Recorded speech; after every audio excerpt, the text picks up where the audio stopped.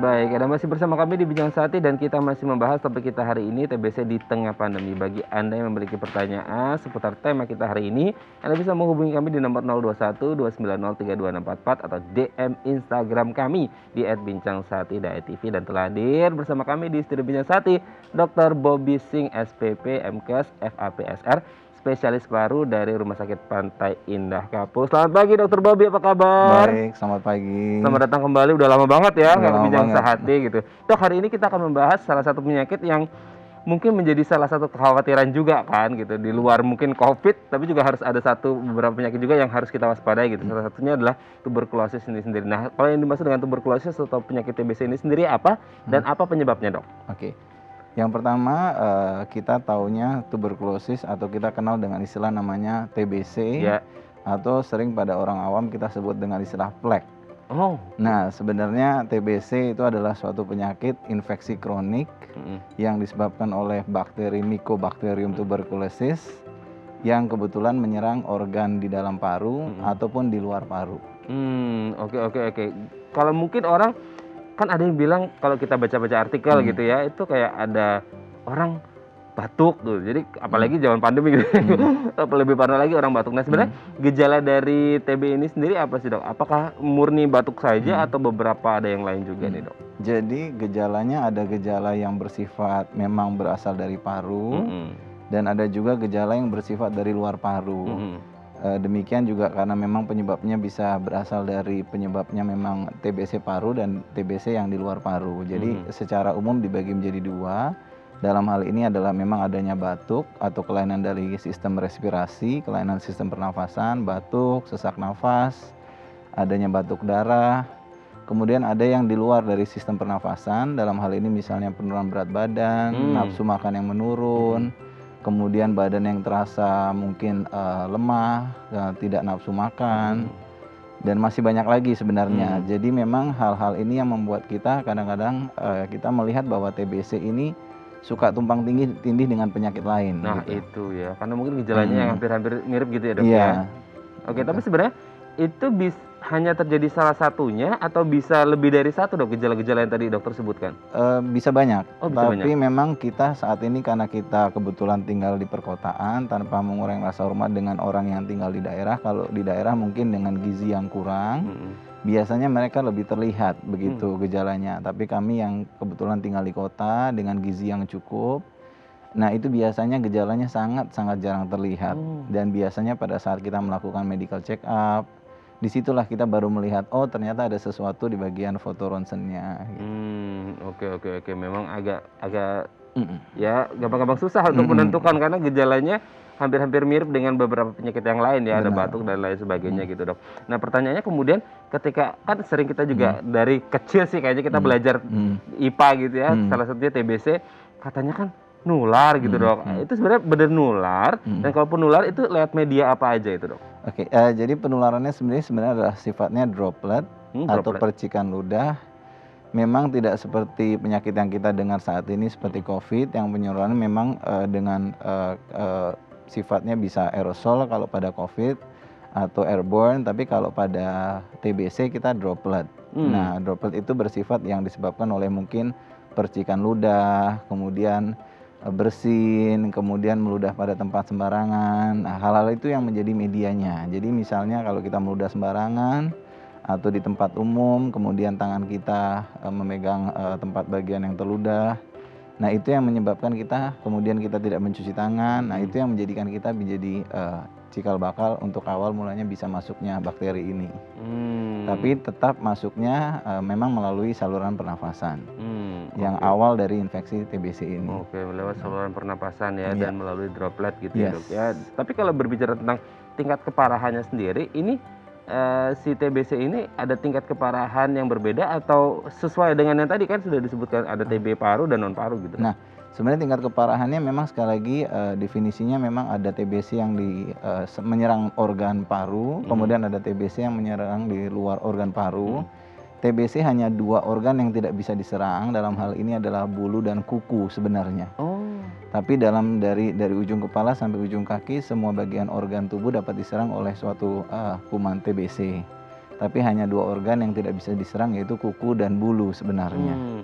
Nah, kalau mengenai tingkatannya, memang kita membagi menjadi tingkatannya. Untuk paru sendiri dibagi menjadi lesi luas, atau kita bilang tingkat lukanya tidak lebih dari 2 iga. Kemudian ada juga yang kita bilang lesi luas. Lesi tadi lesi minimal, kemudian ada yang kita bilang dengan lesi luas, yaitu tingkat lesi atau tingkat infeksinya lebih dari luasnya 2 iga. Itu yang kita anggap lesi luas. Nah, kebetulan ada satu lagi yang tadi ditanyakan, bisa menyerang organ yang dituju. Misalnya dia menyerang tulang belakang, tentu dia akan menjadi lebih bongkok, adanya gambaran gibus, atau memang gibus adalah tonjolan yang terjadi di tulang belakang. Terus kemudian bisa menyerang ke kelenjar getah bening. Jadi hal-hal itu yang akan nanti terlihat sendiri, bagaimana rasanya tidak enak pada saat mungkin pembengkakan di daerah leher. Nah, itu salah satu contoh bahwa memang dapat menyerang di berbagai organ tubuh dalam kasus TBC ini. Oke dok. Nanti mungkin akan kita lanjut di masalah komplikasi gitu ya. Apakah memang bisa menyebabkan TBC atau TBC bisa komplikasi yang lain? Tapi sebelum bahas, kita mau baca DM dulu dok. Ya, mari. Ini ada DM dari pemirsa kita baca. Dari @Salim Putra, sepupu saya memiliki riwayat TBC. Ketika dia sakit, saya yang nemenin dan berbagi tempat tidur karena kami satu kamar bareng. Waduh, dia pun mengonsumsi obat TBC dengan baik. Apakah dengan kondisi ini saya dapat tertular? Salim Putra, ini gimana nih dok? Nah, boleh jawab langsung ya? Boleh jawab. Jadi memang penurunan TBC itu ada 3 aspek. Yang pertama adalah dari aspek penderitanya. Dalam hal ini adalah yang penderitanya host, atau memang dalam hal ini adalah yang terkena atau tidak, daya tahan tubuh. Kemudian jumlah virulensinya atau jumlah bakteri yang akan disebarkan atau tertularnya. Yang ketiga adalah daya imunnya sendiri. Yang itu, dan jumlah paparan atau waktu paparan. Makanya tadi ditanyakan oleh penanya, memang ada faktor 3 itu yang penting. Jadi satu adalah jumlah dari virulensi bakterinya, yang kemudian ada daya tahan tubuh dari orang yang tidur tadi mungkin satu rumah atau satu kamar.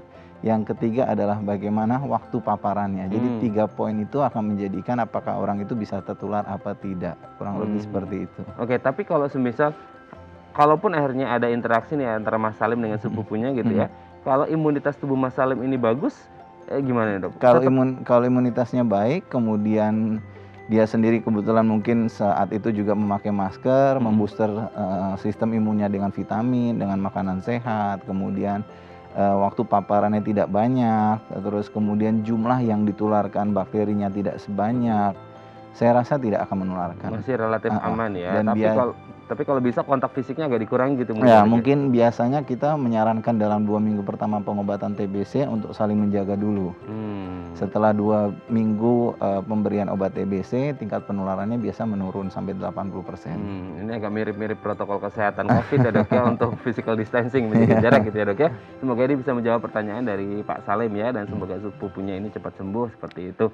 Oke dok, kita lanjut lagi tadi yang sempat terpotong. Sebenarnya hubungannya kemana, atau dua-duanya benar nih?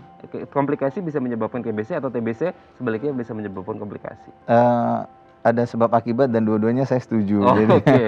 Jadi memang ada beberapa penyakit TBC yang disertai oleh komplikasi. Dalam hal ini contohnya seperti diabetes, kencing manis, atau disebabkan oleh adanya gagal ginjal, ada orang yang sedang cuci darah, kemudian adanya autoimun yang lain. Nah, tentu hal-hal ini mempengaruhi daya gedor atau daya imun, atau untuk mempersembuh atau cepat mempersembuh dari penyakit TBC sendiri. Tapi sebaliknya, ada penyakit yang mungkin sebenarnya tidak ada TBC, tapi ada DM, ada kencing manis, kemudian gagal ginjal, ada autoimun yang lain. Hal-hal itu membuat lebih rentan terkena TBC. Karena daya imun atau jumlah yang seharusnya bisa mengeliminasi suatu kuman TBC, dia berkurang. Nah, hal-hal itu yang membuat dia menjadikan sulit untuk bisa tidak terinfeksi.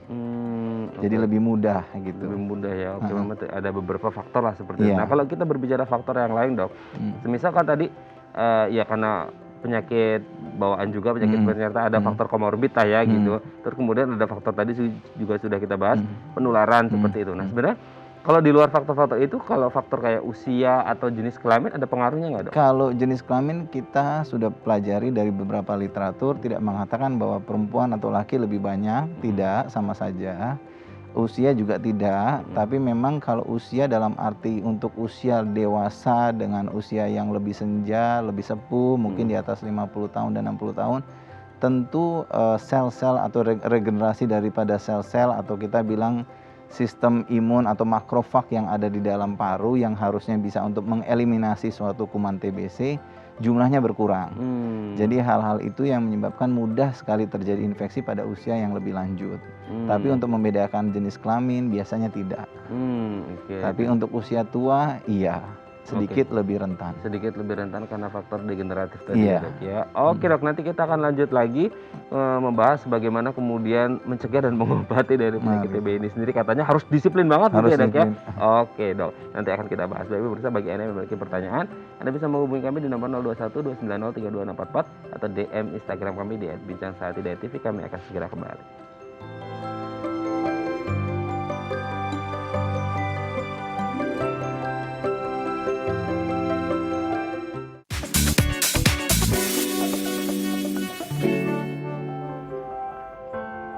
Baik, Anda masih bersama kami di Bincang Saati dan kita masih membahas topik kita hari ini, TBC di tengah pandemi. Bagi Anda yang memiliki pertanyaan, Anda bisa menghubungi kami di nomor 021 290 32644 atau DM Instagram kami di @bincangsaatidayatv. Masih bersama dengan Dr. Bobby Singh, SPP, MKes, FAPSR, spesialis paru dari Rumah Sakit Partai Indah Kapuk. Dok, kita lanjut lagi. Kalau di Indonesia ya, apalagi untuk mereka yang soal itu saya kayak di daerah gitu ya, Dok ya. Ada anggapan bahwasanya kayak ini mah cuman batuk-batuk doang gitu kan bahasanya. Akhirnya diremehin gitu. Jadi kayak akhirnya ya udah pas udah plek aja gitu, akhirnya pas udah parah. Itu betul nggak terjadi seperti itu dan apa yang membuat akhirnya mereka kayak agak ngeremehin gitu, Dok? Jadi kebetulan Indonesia tuh saat ini megang peringkat yang cukup baik untuk TBC dunia. Jadi jadi kita itu nomor 3 di dunia setelah China dan India.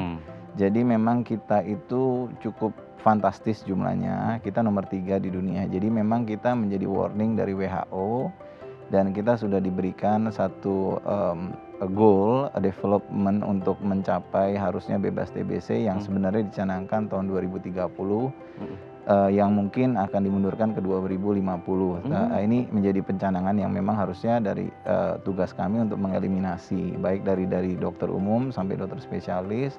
Dari masyarakat umum juga harus mengetahui hal ini. Tapi memang penting sekali, banyak yang meremehkan karena mereka sering berobat biasanya ke vaskes yang tingkat pertama. Mereka biasanya batuk dan kemudian diberikan obat batuk. Kalau tidak sembuh kemudian 2 minggu mereka berobat kembali dan kemudian diberikan obat batuk kembali misalnya. Nah kita yang kita sangat sayangkan harusnya ada effort yang lebih lanjut. Jadi tidak berarti orang batuk 1 kali 2 kali itu menjadi seperti hanya memberikan obat batuk atau memberikan obat simptomatik, kita istilahnya obat yang membuat kenyamanan pasien saja. Tapi sebagai seorang dokter kita harusnya memberitahu bahwa apa yang menjadi penyebab dari batuk itu sendiri. Ini yang kurang kita telusuri atau memang harusnya kita telusuri lebih dalam. Jadi banyak yang dilakukan misalnya di vaskes yang tingkat rendah tanpa mengurangi rasa hormat, kita biasanya hanya memeriksa ada hak TBC.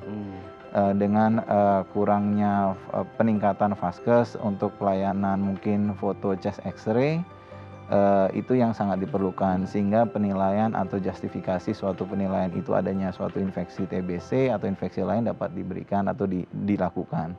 Dalam hal-hal inilah yang menjadi orang menganggap bahwa batuknya biasa tapi diobati sudah 6 bulan tapi tidak sembuh-sembuh. Dan pada akhirnya datang ke spesialis dengan suatu keadaan paru yang kita bilang destroyed atau memang cukup rusak gitu. Itu yang sangat disayangkan sehingga kami yang harus mengejar untuk tingkat kesembuhannya pun menjadi semakin sulit sedikit gitu. Jadi ngos-ngosan juga. Iya, dan biasanya tingkat keparahan ataupun dari gejalanya juga menjadi lebih tinggi gitu. Sesaknya lebih bertambah, kerusakannya lebih banyak, kemudian gejala sistemik, nafsu makannya lebih tidak teratasi. Jadi hal-hal ini yang lebih harus diperhatikan. Berarti memang harus sadar dengan kesehatan diri sendiri. Kalau ada keluhan apa-apa langsung periksa ke dokter gitu ya dok ya. Oke dok, sebelum lanjut kita ada penelpon dok, kita sapa terlebih dahulu. Halo, selamat pagi. Dengan siapa di mana? Nadia di Jakarta. Ibu Nadia di Jakarta, silakan Bu Nadia. Ya, ayah saya berumur 58 tahun. Sejak tahun 2019 itu mengalami sesak nafas disertai batuk yang nggak berhenti. Penyakitnya kadang kambuh, kadang enggak, apalagi sekarang musim hujan ya dok. Jadi penyakitnya tuh kambuh sama disertai batuk juga yang ngeganggu aktivitasnya, bikin kepala sakit disertai sesak nafas. Pengobatan apa ya dok yang harus kami lakukan? Oke, dokter sudah jelas belum dok? Atau ada yang ditanyakan? Sudah. Boleh tahu memang ada riwayat pengobatan apa sebelumnya mungkin? Nggak ada sih dok. Nggak ada ya? Oke, sudah jelas dok? Iya. Oke, terima kasih Bu Nadia di Jakarta. Silakan dokter bagaimana? Jadi sekali lagi karena ini adalah gejalanya tadi dikatakan batuk dan sesak serta pusing, sekali lagi kepada Bu Nadia ya Mbak Nadia, bahwa memang tidak bisa kita mengatakan bahwa semua penyakit yang berada di paru pada umumnya batuk. Baik itu asma, baik itu penyakit paru obstruktif kronik, baik itu TBC, baik itu penyakit paru lainnya, jamur paru. Tapi kita harus lebih teliti mungkin dalam hal ini. Nah, kemudian sesak, dan memang itu sesak juga salah satu gejala yang memang paru juga. Jadi bukan tidak menjawab pertanyaan Nadia, kalau menurut hemat saya dan pandangan saya mungkin akan lebih baik kalau diperiksakan lebih teliti. Dengan mungkin pemeriksaan ronsen sebagai awal, pemeriksaan dahak. Kemudian kita bisa mengetahui bagaimana yang menyebabkan pusing, apakah memang pusingnya itu berasal dari kepalanya sendiri atau mungkin metabolik dalam hal ini kolesterol, atau mungkin kita bisa melihat HB-nya rendah atau tidak. Kemudian kita bisa menanyakan riwayat-riwayat sebelumnya. Mungkin akan lebih spesifik kalau kita melakukan pemeriksaan lebih teliti, karena kalau kita bilang batuk, rata-rata semua penyakit paru itu rata-rata batuk. Kalau kita bilang sesak, asma pun sesak, TBC pun bisa sesak, jamur paru pun bisa sesak. Jadi memang sangat banyak yang tumpang tindih antara penyakit paru yang satu dengan yang lain karena gejalanya secara umum sama. Sama ya, baik TBC atau yang lain kalau berhubungan sama paru biasanya sama. Jadi kita yang harus meneliti dan kita harus meminta untuk pemeriksaan lanjutan biasanya. Oke, berarti memang harus tetap melakukan konsultasi ke dokter dan pemeriksaan lebih lanjut untuk mengetahui ini TBC atau bukan, karena ada hubungannya dengan paru-paru gitu paru ya dok ya. Oke, semoga ini bisa menjawab pertanyaan dari Mbak Nadia tadi ya yang dari Jakarta ya. Oke dok, kita lanjut lagi. Nah kalau berhubungan sama paru, ini kan yang lagi happening juga sekarang paru itu dengan COVID dok. Nah pertanyaannya kemudian ini bukan menakut-nakuti ya dok ya, cuma kan kita mau sharing aja gitu biar lebih waspada gitu ya dok ya. Protokol kesehatannya ditingkatkan. Bagaimana potensi orang yang punya riwayat TBC dengan COVID gitu? Apakah rentan atau seperti apa sih gitu? Kalau kita di pandemi ini yang menjadi concern-nya kami adalah orang takut berobat. Nah itu yang menjadi concern-nya kami. Padahal sebenarnya kalau kita punya data jumlah kematian TBC paru lebih tinggi per tahunnya dibandingkan dengan COVID. Tapi kita karena pandemi jadi kita fokusnya kepada COVID. Nah kalau untuk bagaimana kerentanannya tentu sekali lagi bahwa di dalam paru tuh ada namanya sel makrofag. Makrofag itu tujuannya mengeliminasi semua bakteri ataupun virus yang ingin menyerang paru. Nah kalau misalnya orang dengan TB, makrofagnya itu berkurang. Sehingga untuk mengeliminasi suatu virus, dalam hal ini adalah COVID, tentu mempunyai daya gedor yang harusnya lebih banyak. Dan itu yang menyebabkan akhirnya kesulitan sehingga jumlah virusnya akan lebih banyak. Dan oleh sebab itu akan menjadi derajat untuk terinfeksi virusnya mungkin bisa menjadi lebih berat. Jadi kira-kira penjelasannya apakah ada hubungan? Iya, bisa menjadi hubungannya, bisa menjadi lebih rentan dan mudah gitu, dan menjadi lebih berat biasanya. Dan bukan saja di TB, mungkin dengan penyakit-penyakit lain, COVID pun kalau ada penyakit lain akan lebih berat biasanya. Tapi bukan berarti tidak bisa sembuh, tapi kami biasanya akan lebih berat. Dan perlu penanganan lebih ekstra lanjut. Gitu ya, dok. Makanya ketika tadi dokter menyebut ternyata penyakit TBC bisa jumlahnya lebih banyak dari COVID per tahunnya seperti itu berarti. Dan sekarang masalahnya adalah ironisnya orang takut berobat gitu ya, dan akhirnya membuat nauzubillahnya sih maksudnya kayak semoga tidak terjadi, bisa jadi jumlah kematian akibat TBC bisa lebih tinggi lagi dari Iya. tahun-tahun sebelumnya ya dok, karena mereka takut berobat. Tapi sebenarnya sekarang berobat sudah aman kan ya dok ya? Sebenarnya setiap rumah sakit sekarang saat ini sudah melakukan protokol. Jadi kita dalam semua rumah sakit itu ada namanya zona merah, zona hijau. Zona merah artinya memang daerah-daerah yang memang kita tidak untuk pasien-pasien yang memang tidak kita untuk kecurigaan mengarah ke COVID biasanya. Tapi kalau zona hijau itu kami tetap lakukan dan itu seperti biasa. Memang protokolnya tetap protokol 3M, yaitu menjaga jarak, pakai masker, kemudian dengan social distancing. Kemudian hal-hal itu memang penting, tapi bukan berarti tidak ke rumah sakit. Kalau bagi saya dengan menunda ke rumah sakit, yang tadinya berobat teratur, yang nanti kemudian infeksinya yang harusnya sudah selesai bisa diatasi, tidak teratasi, malah tambah buruk. Dan yang ditakutkan malah terjadi resistensi dari obat itu sendiri. Itu dia. Kalau berbicara resistensi obat gitu ya dok, kan ini sering juga kita dengar nih. Nah sebenarnya tahapan pemeriksaan di awal hingga pengobatannya itu yang seperti apa, dan ada kabar kalau kita itu harus disiplin kan. Kalau kita lupa sekali atau sehari atau apa itu katanya harus ngulang lagi ya dok ya dari awal. Dan itu biasanya rentang waktu yang disiplinnya itu berapa lama itu dok? Jadi pengobatan TBC sekali lagi adalah pengobatan yang ada di dalam paru yang biasa memakan waktu 6-7 bulan. Ataupun paling lama 8 bulan, tergantung dari infeksi paru sendiri. Tapi ada pengobatan di luar paru yang memakan waktu adalah 9 sampai dengan 12 bulan. Nah itu ada step-stepnya dan kami mengikuti protokol bagaimana penanganan untuk TBC itu sendiri. Nah untuk kedisiplinan tentu harus disiplin setidaknya sebulan sekali untuk kontrol.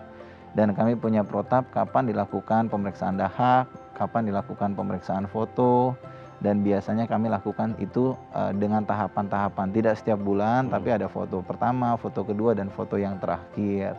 Hal-hal itu yang harus menjadi disiplin. Nah kalau tidak disiplin nanti takut ngambil obat, akhirnya tidak sembuh. Kalau takut ngambil obat nanti terjadi namanya multi drug resistant tuberculosis. Dan itu akan menjadi pengobatan yang tadinya 12 bulan bisa menjadi pengobatan yang 24 bulan. Dan itu menjadi hanya beberapa center rumah sakit yang bisa melakukan pengobatan multi drug resistant TBC.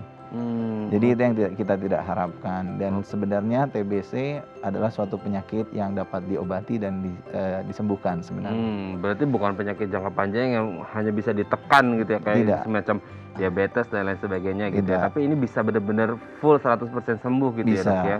Asalkan orangnya mau disiplin. Iya. Kalau akhirnya resistensi harus ganti obat lagi atau gimana? Dan itu lebih Biasanya sulit nanti lagi? akan ganti obat dan biasanya mereka akan ke center yang dalam hal ini mungkin center ke Rumah Sakit Persahabatan atau beberapa center yang memang sudah mempunyai poli MDR multi drug resistant TBC. Nah itu akan diberikan penanganan secara personal dari tim THT, tim paru, tim psikiatri, dan efek samping obatnya juga akan bervariatif. Itu sangat lebih memakan waktu, tenaga, efektif cost-nya juga akan lebih banyak. Itu yang sangat disayangkan. Yang seharusnya simple tapi karena ketidakdisiplinan kemudian tidak dilakukan secara baik, teratur, nah itu yang menjadikan semua menjadi lebih lama. Oke. Orang yang sudah kena sembuh bisa kena lagi nggak dok? Atau seperti apa? Biasanya kami lihat sangat jarang tapi tidak menutup kemungkinan. Biasanya kalau mereka memang sudah punya kontak erat dengan orang yang sudah positif kembali mungkin bisa. Tapi sangat jarang orang yang sudah diobati dan dikatakan sembuh itu biasanya kambuh, jarang. Tapi bisa saja dia kambuh karena memang pada saat muda mungkin di umur 20 dia tidak mempunyai faktor penyakit lain. Kemudian dia kena di umur 60, pada saat umur 60 dia punya faktor misalnya penyakit kencing manis. Dengan misalnya gula yang tidak terkontrol. Nah itu satu contoh yang bisa menyebabkan bahwa TBC menjadi lebih rentan. Oke, jadi bisa Bisa rentan saja lagi kambuh gitu dalam ya. hal Tapi itu. kalau punya imun yang baik, tidak ada penyakit komorbid sih kayaknya aman-aman aja Iya. gitu ya dok ya. Oke dok, nanti di segmen terakhir kita akan membahas tips supaya bisa meminimalkan penularan TBC gitu ya dok ya, Iya. supaya tidak menyebar kemana-mana gitu ya. Baik pemirsa, bagi Anda yang memiliki pertanyaan, Anda bisa menghubungi kami di nomor 0212903244 atau DM Instagram kami di @bijangsati.tv. Kami akan segera kembali.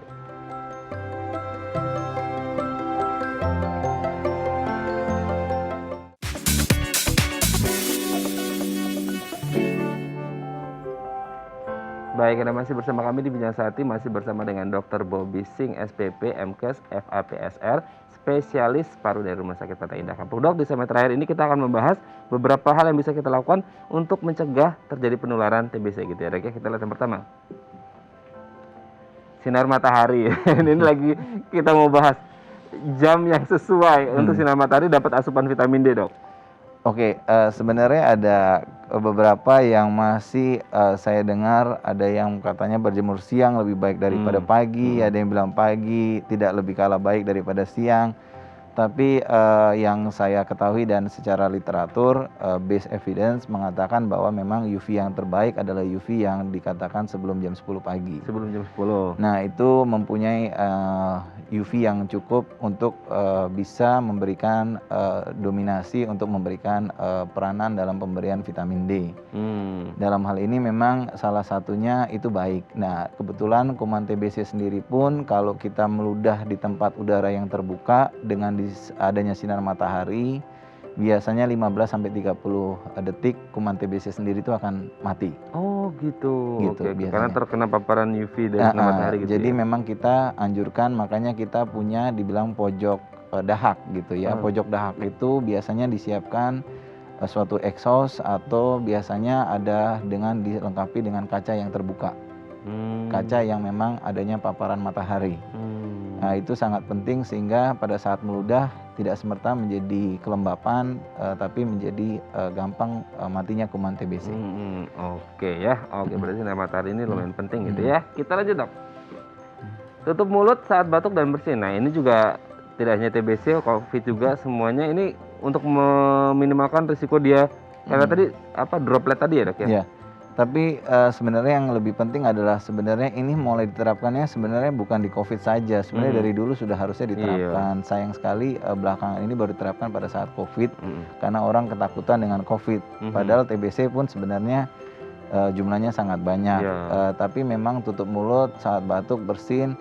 Kebetulan pengalaman saya pribadi sendiri, kalau kami naik pesawat terbang atau naik apa, kami suka dibatukan dari belakang, itu hal yang kurang baik sebenarnya. Deket banget itu kan. Atau misalnya kita nonton bioskop, kita posisinya di bawah, di belakang batuk-batuk, rasanya kok lebih beretika dan lebih baik kalau kita bisa memberikan edukasi kepada mereka, tolong ditutup, sehingga kami bisa mendapatkan kesehatan yang lebih baik antara masyarakat demi masyarakat. Nah, ini kepedulian kita untuk menjaga kesehatan sesama gitu ya, Dok. Dan setelah mungkin pakai tisu harus setelah batuk dibuang kali ya, jangan dikantongin kali ya. Jangan terlalu hemat ya, Dok. Dikantongin kali ya.